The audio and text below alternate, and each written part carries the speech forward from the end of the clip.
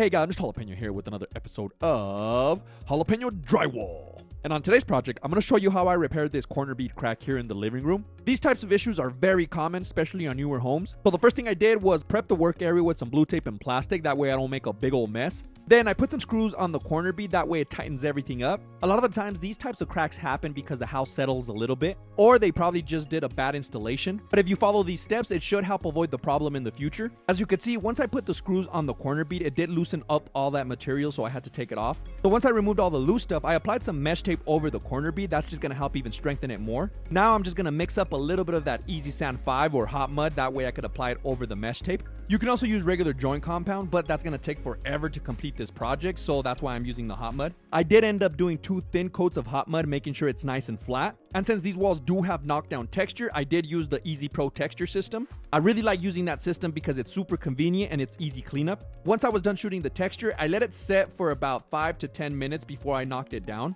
I know a lot of people have flat walls, so if you don't have texture, don't worry about this step. Now all I have to do is just let the texture dry for a few hours before I can start painting.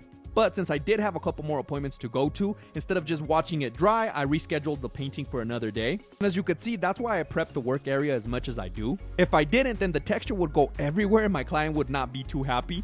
Then I would have to clean everything up, which would take a lot of time compared to just setting up some plastic. If you're getting any value from this video, don't forget to like and subscribe for more Mr. Jalapeno content. It's been a couple days and the patch is 100% dry. All I'm doing here is wiping off the overspray on the edge, that way it blends in a little bit better just with the wet rag. Unfortunately, the paint that the client had did not match the walls 100%, so what I ended up doing is just painting that wall corner to corner.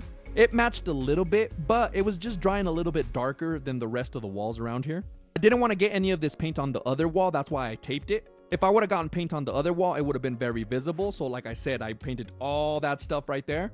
And if you want to get any of the tools or materials that I use, you could either get them right here, or you can also get them at Home Depot. Also, I created an ebook that I'm really proud of if you want to check it out. What do you think of this repair? Let me know in the comments. And that's it. Jalapeno Solutions. Boom!